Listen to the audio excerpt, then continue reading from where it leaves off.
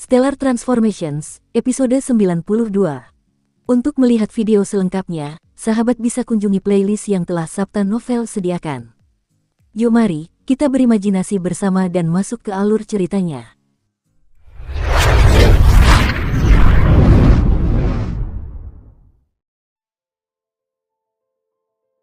Apa? Sepertinya kalian semua tidak bersemangat bertemu denganku. Mata menawan Dame Yanji melirik semua orang. Setelah berubah ke wujud aslinya, cara bicaranya juga sangat mirip dengan seorang wanita dan sangat berbeda dengan pria tua berambut hitam tadi. Taois tua Gansu dan Gan Ming menggertakkan gigi. Dengan membunuh saudara mereka, Gan San, Yanji tidak hanya menyebabkan perseteruan hebat antara mereka dan Gan Ming, tetapi juga melemahkan kekuatan kuil Kingsu dalam memperebutkan prasasti penjaga istana itu. Bagaimana mungkin, saudari Yanji? Kau benar-benar mengejutkan kami. Siapa sangka, pria tua berambut hitam itu adalah transformasi dirimu. Ketika kau berubah menjadi orang lain, kau benar-benar mirip dengannya, baik secara fisik maupun spiritual. Pendeta Suirou berkata sambil tersenyum. Namun, Dame Yanji menatap pendeta Yueyan. Hatinya bergetar ketakutan. Beberapa saat yang lalu, dialah yang berteriak keras kepada lelaki tua berambut hitam yang telah menjelma menjadi dirinya untuk menanyakan hal-hal yang berkaitan dengan prasasti penjaga rumah besar. Saat itu, lelaki tua berambut hitam itu pengecut dan ketakutan, jadi ia membuat siapapun meragukan identitasnya. Pendeta Yueyan, kalau tidak salah ingat, baru saja Anda mengancam akan menghabisi saya hanya demi bertanya tentang prasasti penjaga rumah, kan? Tanya Dame Yanji lembut. Di saat yang sama, secercah cahaya sedingin es yang samar muncul di matanya. Cahaya dingin menyembur keluar, niat membunuh muncul. Pita sutra hitam tiba-tiba melesat ke arah pendeta Yueyan. Iblis! Pendeta Yueyan berteriak keras. Bersamaan dengan itu, tubuhnya menghindar. Pedang terbang abadi tingkat rendah miliknya langsung menangkis pita sutra hitam itu. Tao tua Gansu, Gan Ming, dan pendeta Suirou selalu tegang secara mental. Begitu pita sutra hitam itu terlepas, mereka pun putus. Seketika, keempat makhluk abadi yang lepas itu mengepung dan menyerang Dame Yanji bersama-sama.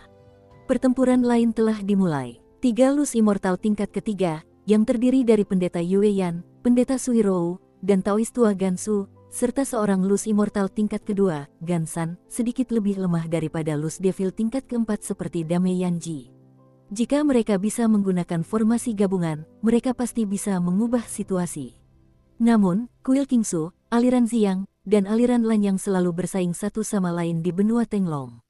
Sebagai tokoh tingkat sesepuh dari berbagai aliran tersebut, bagaimana mungkin orang-orang seperti Taois tua Gansu memiliki formasi untuk melancarkan serangan gabungan?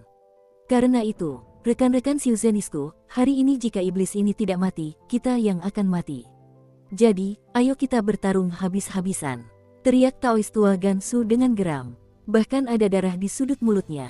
Sambil mengucapkan kalimat ini, ia menyerang Dame Yanji dengan puluhan jurus.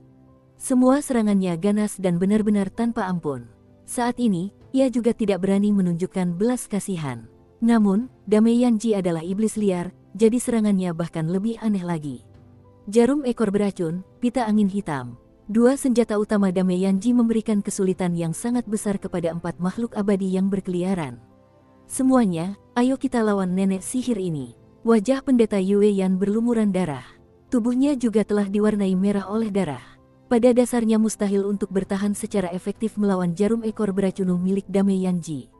Siapapun yang sedikit ceroboh dapat tertusuk yuanyingnya oleh jarum ekor beracun yang kecil itu. Dame Yanji pun tidak berani santai sedikit pun. Keempat lus immortal ini juga tahu tentang teleportasi.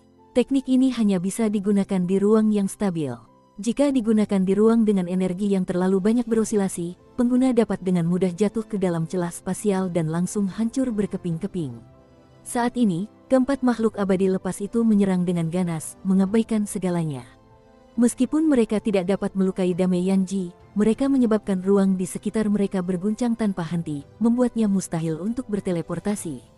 Membuat kekacauan dengan pita angin hitam, menyerang secara diam-diam dengan jarum ekor beracun.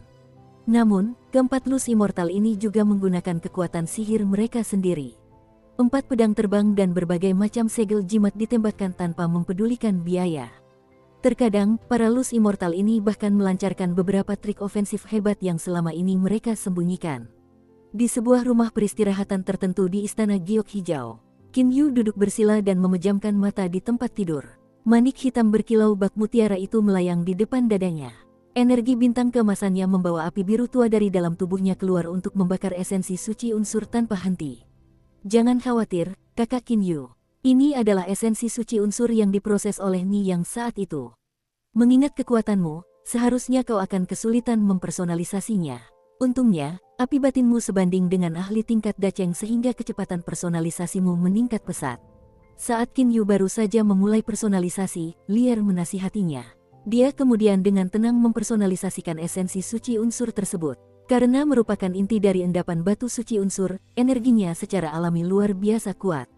Ketika Niang yang abadi menempanya ke dalam inti istana ini di masa lalu, ia harus menggunakan cukup banyak energi unsur abadi, yang membentuk tanda dan sepenuhnya menyatu dengan inti suci unsur ini. Sekarang, yang harus dilakukan Qin Yu adalah membakar tanda-tanda itu menggunakan energi bintang emas dan api internalnya untuk membuang energi unsur abadi itu, lalu menyatukan energinya sendiri dan esensi suci unsur tersebut. Meskipun mempersonalisasi esensi suci unsur relatif sulit, hal itu hanya bergantung pada energi dan api internalnya sendiri dan tidak memerlukan banyak upaya mental. Awalnya kupikir Yanmo, Azure Dragon, dan sejenisnya adalah eselon teratas dalam hal kekuatan, tetapi hari ini berbagai ahli lain telah muncul. Para Luz Immortal dan Luz Devil itu juga telah muncul. Sungguh menggelikan bahwa dulu aku bahkan menganggap kekuatanku cukup kuat. Sekarang sepertinya masih jauh dari cukup. Qin Yu mendesah dalam hatinya. Surga telah memberinya terlalu sedikit waktu. Jika aku diberi 100 tahun lagi, aku yakin aku bisa melawan para dewa dan iblis liar ini. Tapi, kapan aku harus membuka rumah abadi 9 pedang bukanlah sesuatu yang bisa kuputuskan. Untungnya aku dibantu oleh Lier. Bila dia memikirkannya, hatinya tak kuasa menahan rasa hangat. Namun, keberuntungan hanya bisa membantuku sementara, tidak seumur hidupku. Lagi pula, bagaimana aku bisa tumbuh dewasa jika aku terus-menerus berada di bawah naungan Paman Lan? Sekarang Paman Lan masih di sini, tetapi dia terlalu kuat, jadi kemungkinan besar dia adalah Luz Immortal tingkat ke-11 atau ke-11. Ketika dia mencapai Ascension, apa yang akan terjadi pada Lier? Baik itu keluarga dekatnya maupun orang-orang yang dicintainya, dia tidak ingin mereka menderita kerugian apapun. Aku benar-benar terlalu lemah. Qin Yu merasa tertekan. Meskipun ia telah memperoleh Yuanying ahli tahap Dongsu, ia sekarang sudah menjadi ahli tahap inti awal, sehingga Yuanying tersebut tidak lagi berguna baginya. Jika aku bisa mencapai tingkat Kongming Yuanying atau tingkat Duji Yuanying, itu akan luar biasa. Ia bergumam dalam hati. Dalam hal tingkat jiwa, jiwa Qin Yu sangat kuat. Ia memiliki kualitas yang tepat untuk menyerap Yuanying tingkat Kongming, hanya saja Yuanying setingkat itu tidak mudah diperoleh.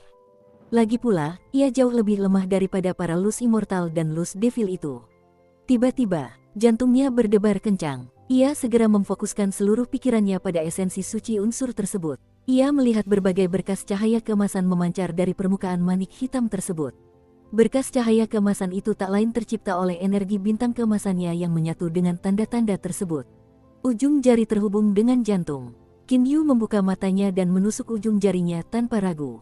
Setetes darah keluar. Esensi suci unsur dengan mudah menyerap setetes darah itu seperti spons. Kemudian, permukaannya memancarkan lapisan cahaya merah darah yang menyilaukan, dan segera menyatu dengan bagian dalam Qin Yu.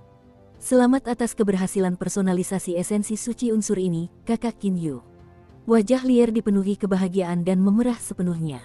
Melihatnya, dia tidak dapat menahan senyum lebar.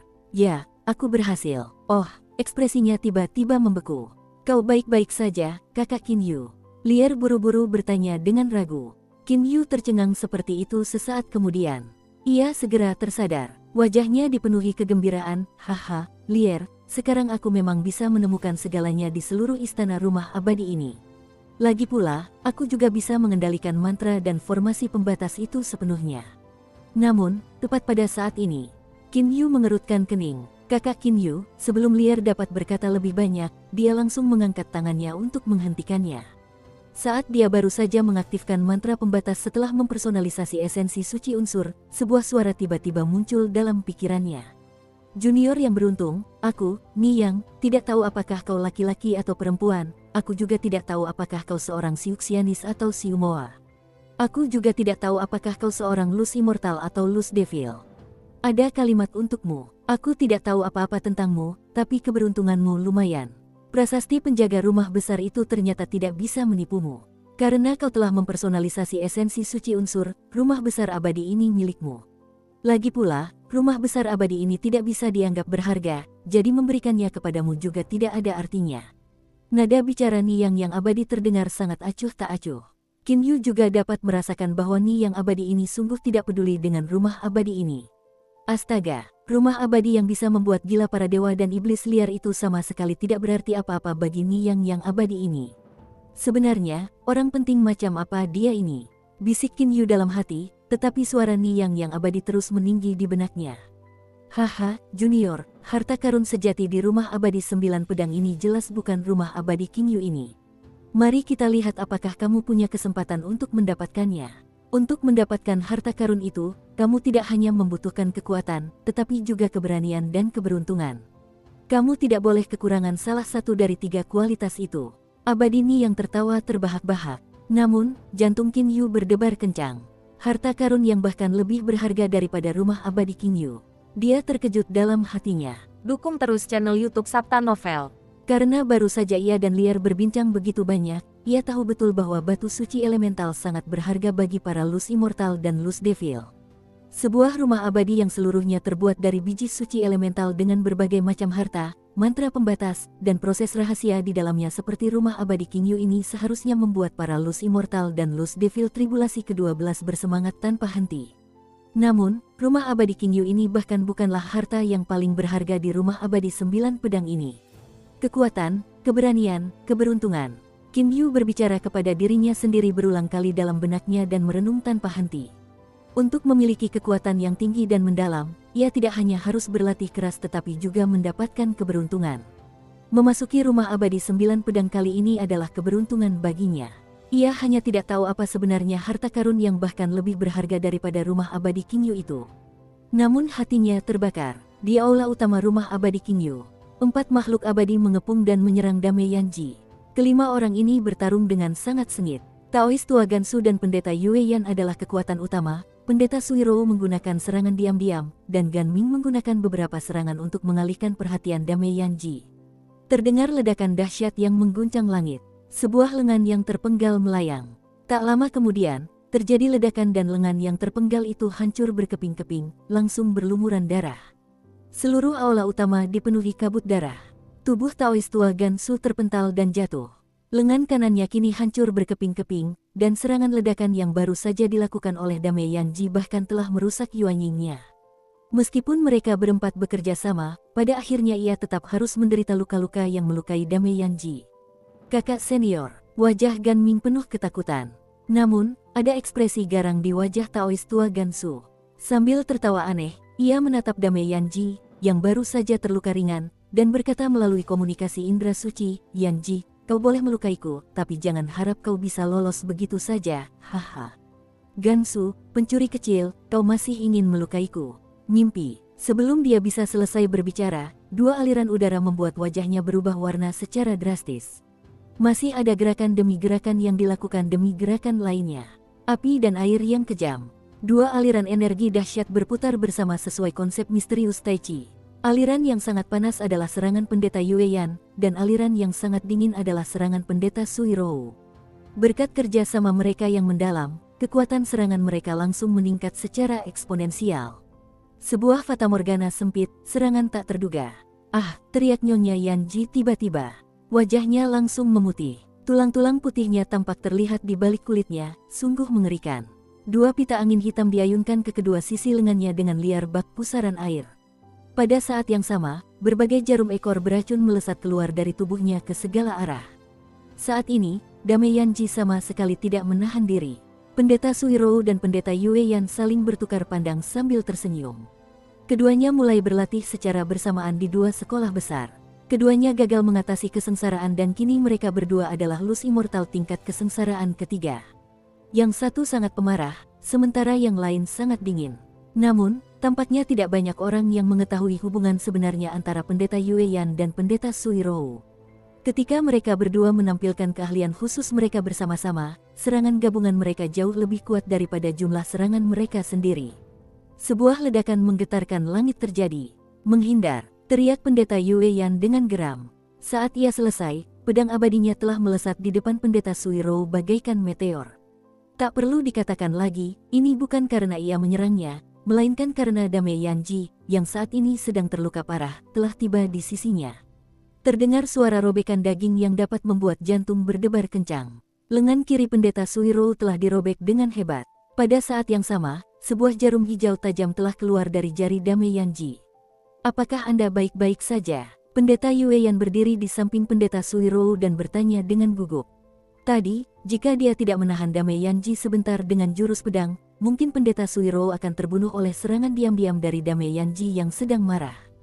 Meskipun pendeta Suiro tidak meninggal, Dame Yanji yang terluka parah masih mampu membunuh Ganming dengan jarum ekor beracun berwarna hijau. Nyonya Yanji tak lagi memiliki daya pikat seperti beberapa saat lalu. Kini ia bagaikan iblis bertulang putih, pakaiannya compang camping, seluruh tubuhnya berlumuran darah, dan rambutnya acak-acakan. Hanya tatapannya yang lebih brutal, sedingin es, dan haus darah. Adik kecil, wajah Taois tua Gansu berubah warna secara drastis. Adik laki-lakinya tiba-tiba dibunuh oleh Dame Yanji. Ganming sudah jatuh ke tanah. Namun tiba-tiba, tubuhnya hancur dan berhamburan seperti abu. Inti dari seorang Lus Immortal adalah Yuanying. Ketika Yuanying mati, tubuh Lus Immortal juga akan hancur. Jika Yuanying masih hidup, tubuh tersebut dapat pulih kembali, betapapun parah kerusakannya. Kini tubuh Ganming telah berubah menjadi abu terbang, tetapi Yuanyingnya tidak terlihat dimanapun. Oh, di mana Yuanying? Wajah dingin Dame Yanji menegang. Jarum ekor beracunnya menembus Yuanying, tapi dia jelas belum mengambilnya.